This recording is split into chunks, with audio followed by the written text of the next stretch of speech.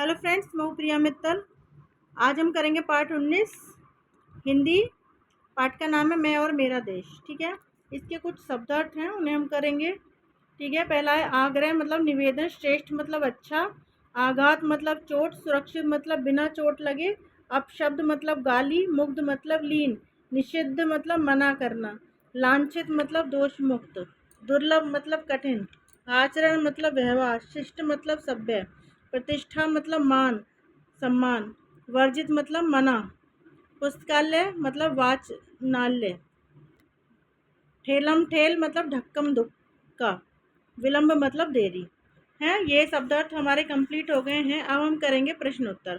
प्रश्नोत्तर में पहला प्रश्न है हमारा, जापान की यात्रा कौन कर रहा था। ठीक है, किताब खोल के बैठिएगा सब बच्चे, तभी आप उत्तर लिखना कॉपी में, कॉपी खोल के। ठीक है, जापान की यात्रा संत स्वामी रामतीर्थ कर रहे थे। ठीक है, प्रश्न नंबर 2, स्वामी रामतीर्थ के लिए फल लेकर कौन आया था, उसने फलों का क्या मूल्य मांगा। तो इसका उत्तर है, स्वामी रामतीर्थ के लिए फल एक जापानी युवक लेकर आया। उसने फलों का यह मूल्य मांगा, यदि आप इनका मूल्य देना ही चाहते हैं तो मैं अपने देश में जाकर किसी से यह न कहना कि जापान में अच्छे फल नहीं मिलते। प्रश्न नंबर ग, हमारे द्वारा अच्छा या बुरा कार्य करने का हमारे देश पर क्या प्रभाव पड़ता है। इसका उत्तर है, यदि हम बुरा कार्य करते हैं तो हमारे माथे पर कलंक का टीका लगता है, बल्कि देश का भी सिर नीचा होता है, उसकी प्रतिष्ठा गिरती है। और जब कोई हम अच्छा कार्य करते तो उससे हमारा सिर ही ऊंचा नहीं होता, बल्कि देश का भी सिर ऊंचा होता है और उसका गौरव बढ़ता है। इसलिए हमें ऐसा कोई कार्य नहीं करना चाहिए जिससे हमारे देश की प्रतिष्ठा पर आँच आए। ये प्रश्न नंबर ग कंप्लीट हो गया है। अब है प्रश्न नंबर घ। प्रश्न नंबर घ है, यदि आप उस जापानी युवक की तरह जगह होते तो आप फलों का मूल्य क्या लेते। सोच कर लिखना है इसका आंसर। तो आप इसका आंसर अपने मन से भी लिख सकते हैं, पाठ पूरा पढ़ लो किताब से, फिर इसका उत्तर अपने शब्दों में लिख सकते हैं।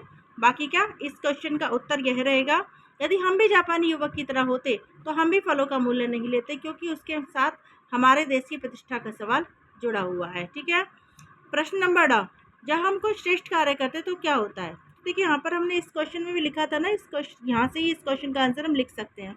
बाकी के यहाँ पर यह है, यदि हम कोई श्रेष्ठ कार्य करते हैं तो उससे हमारा सिर ही ऊंचा नहीं होता, बल्कि देश का भी सिर ऊंचा होता है, उसका गौरव बढ़ता है। तो प्रश्न नंबर ग में ही इसका आंसर है। प्रश्न नंबर च, हम अपने देश की तुलना दूसरे देश से किस आधार पर करते हैं। इसका उत्तर रहेगा, हम अपने देश की तुलना दूसरे देशों के साथ इस तरह करते हैं कि कौन सा देश श्रेष्ठ है और कौन सा देश हीन है। ठीक है, यहाँ पर हमारे प्रश्नोत्तर कंप्लीट हो जाते हैं। अब है सही विकल्प। तो आपको 4 में से 1 का उत्तर सही बताना है। तो पहला प्रश्न क्या है हमारा, जापानी युवक के किस व्यवहार से उनके देश का सम्मान बढ़ा। तो पहला पॉइंट है आपके पास, वह संत के लिए फल लेकर आया, उसने फलों का मूल्य नहीं लिया, वह नहीं चाहता था कि स्वामी जी उसके देश में, अपने देश में बताएं कि जापान में अच्छे फल नहीं मिलते।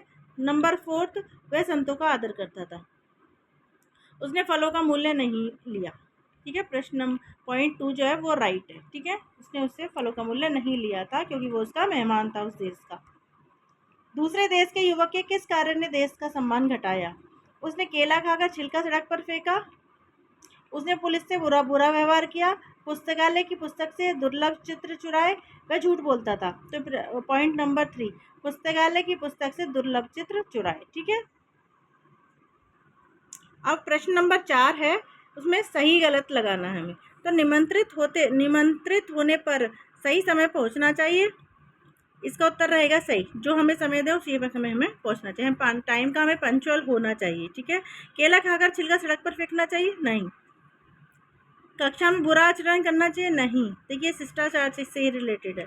ऐसा कार्य करें जिससे देश की प्रतिष्ठा पर आँच आए नहीं, घर का कचरा कूड़ेदान में डालना चाहिए यस। तो 2 ही हमारे ये जनरल नॉलेज के हैं, या आप अपने आप ही उत्तर दे सकते हैं इसके। ठीक है, यहाँ पर हमारा पार्ट कंप्लीट होता है और हम अब आगे नेक्स्ट चैप्टर करेंगे नेक्स्ट वीडियो में। तब तक के लिए बाय।